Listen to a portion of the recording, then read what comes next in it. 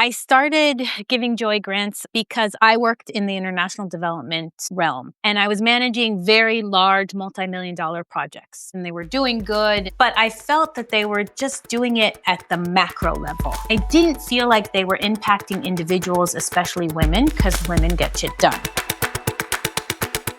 What if you could impart a little bit of joy into someone's life? What if that small impact could have a ripple effect to thousands of people? And not just here in the United States or wherever you are, but a literal world impact. Today, we are going to hear from the founder of Giving Joy Grants, how she is impacting thousands around the world. She is awarding micro grants of up to $500 to women-led initiatives, female founders around the world. She is giving joy. Let's jump into the conversation because let me tell you, joy gets shit done.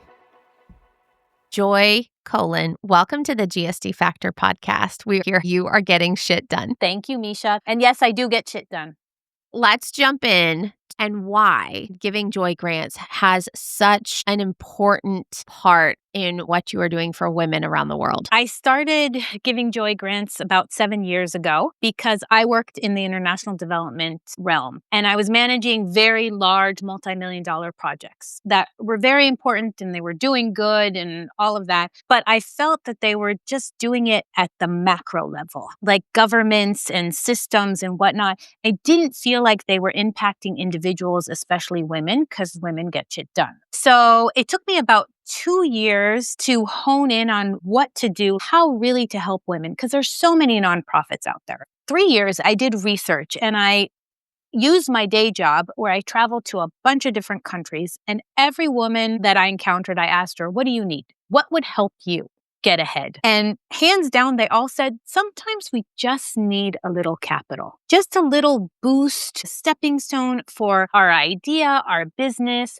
to provide more services, to advocate for women's rights. So that's where the idea of micro grants came about. This one-time $500 micro grant to any woman in the world over 18, any field, any technical area, any region, that the ideas come from her. I didn't want this donor dependency. I wanted to give them a chance, to give them that boost, and for them to take it forward and to see how that impact can grow. We talk a lot in the entrepreneurial space and the mentorship space of doing that customer discovery and the importance of that. In a way, you did that. You did this customer discovery with female founders around the world. You listened, you heard them, and then you said, okay, now how can I get this shit done? What an incredible way to activate your influence. Now, how can we make that difference? Talk to us about the numbers. What is the impact that Giving Joy Grants has reached so far? So since we started, we've awarded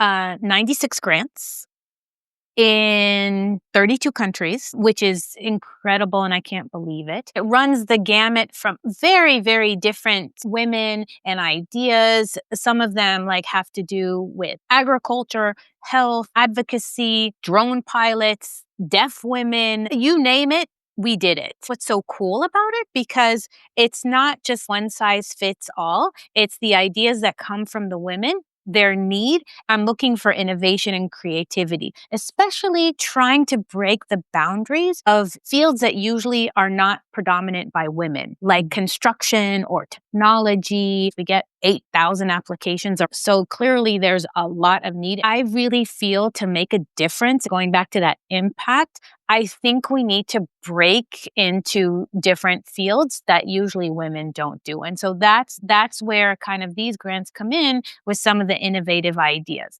Now, just one more thing about the impact. I just want to give you a specific example. We're going to reach hopefully 100 grants this year. And then in our annual report, we will actually quantify the impact of the 100. But for last year, we awarded 15 grants. We were able to actually calculate that 640 women directly benefited from it, from the grant. And then the larger indirect beneficiaries were 24,000. So if you look at one $500 grant, I calculate 500 people more or less are impacted by this. which is amazing. It's not a lot of money, but you can see actually how you can make a lot of impact. You don't need to be rich or whatever to do it. I got goosebumps while you were sharing that impact. These micro grants are making such a difference. And there is a beautiful ripple effect that is happening.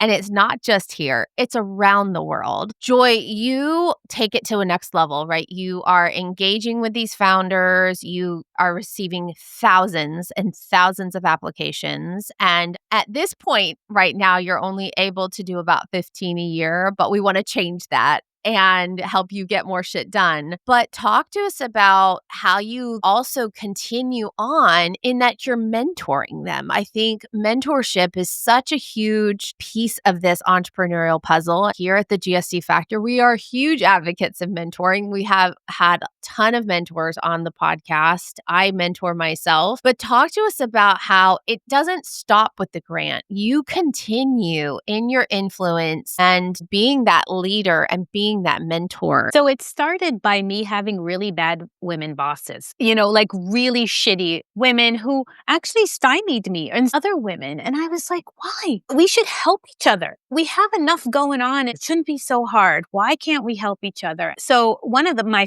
favorite parts of this whole process is I actually talk one-on-one with all the grant winners. If there's no language barrier, we get to know each other. And basically part of the deal is they get me and my 20 years of experience helping them with grant writing or providing references, or sometimes, being head of an organization or a business, it's very lonely. You don't have anybody to talk to.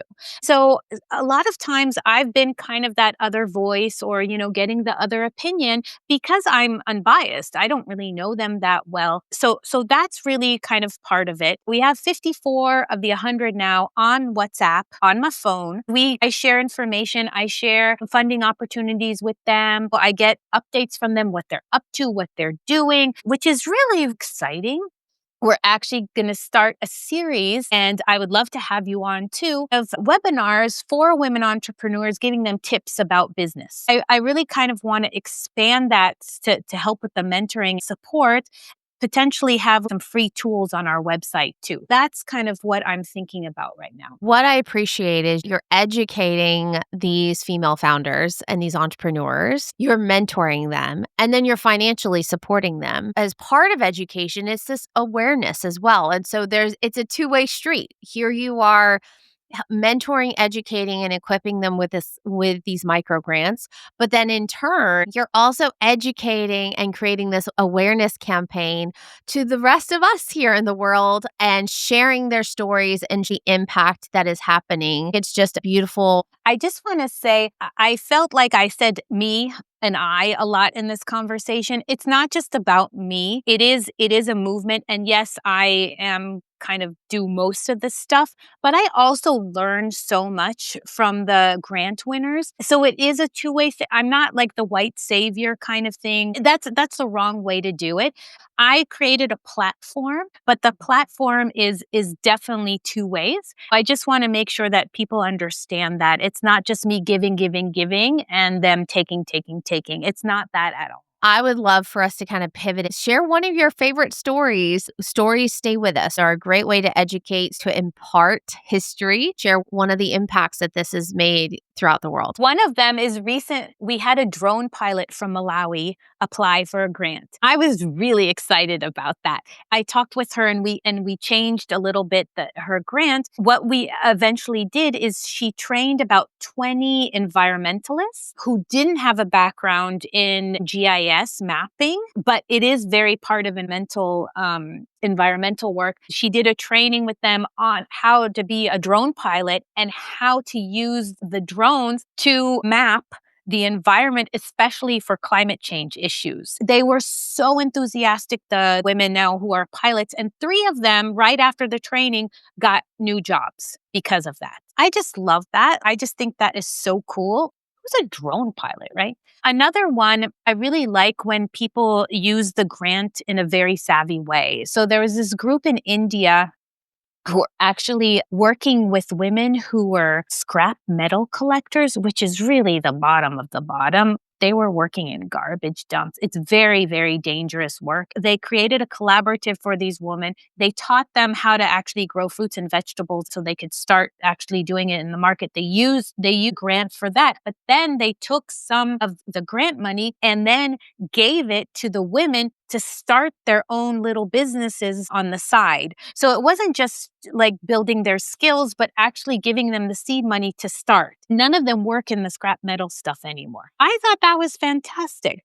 The last example I want to give was from Vietnam. You can see there's a lot of diversity.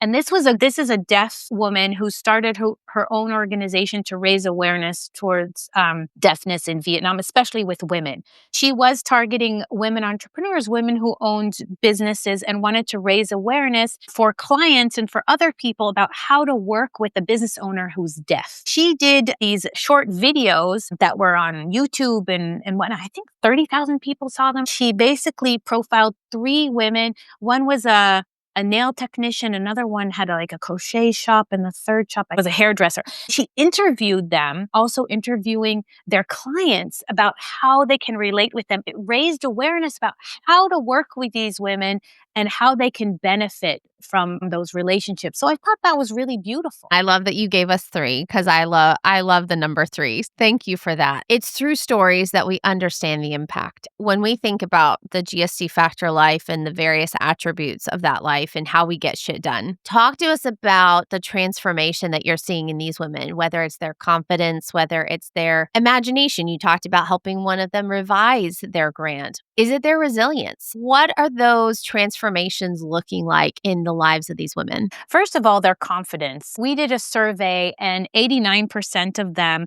said that their confidence increased as a result of the grant. Second thing, I've also noticed that a number of women got unstuck because of the grant. They had an idea, they were just churning along, they couldn't make any traction with the idea. And then they got this grant and things were able to move, like ignited it. I think it also gives them ideas for other things. When we talk about our theme this year, obviously we get shit done. That's what we do here. That's what we highlight. This year, we are really leaning into stepping into my extraordinary. I am stepping into getting shit done in this way. What is that extraordinary step look like for you or the organization this year? I think getting to 100 is definitely extraordinary. I would never have imagined in a million years when I started this that we would get to 100 grants, let alone in 30 something countries, and get 8,000 applications. I don't even know how people find us. Also, um, looking at what's next. We get to the 100 and then what? I'm having a lot of conversations with our board and with myself about that. What do we do? What is our next target? What is our next go-to? How can we continue our mission, maybe in different ways? How can we get funding for our mission? It is getting harder and harder to get funding, from individuals, from corporate sponsors. The landscape has changed. People are not giving as much. So how do we continue our mission? How do we expand it? How do we try and help even more women? Because now actually there's even more need than before.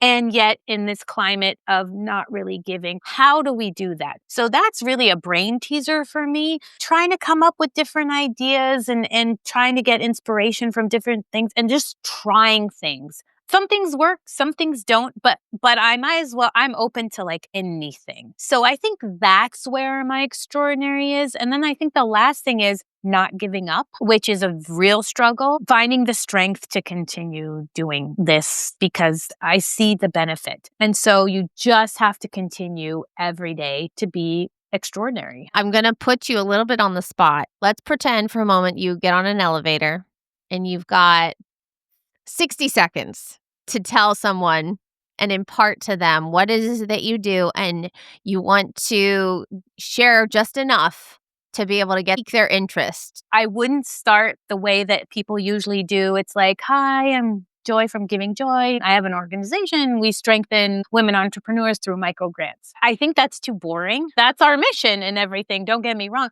But I think I would just say, look, I give joy. And I'll tell you how I give joy. I give joy through actually strengthening women around the world. One-time micro grants that make a long-term difference, period. You want to know how? I can tell you exactly how. That's how you get shit done. And that's how I get shit done. Are you an influential leader that has a dream to write a book and put your words out into the world? Reach out to us today so we can help make your book dream a reality. Let's get shit done.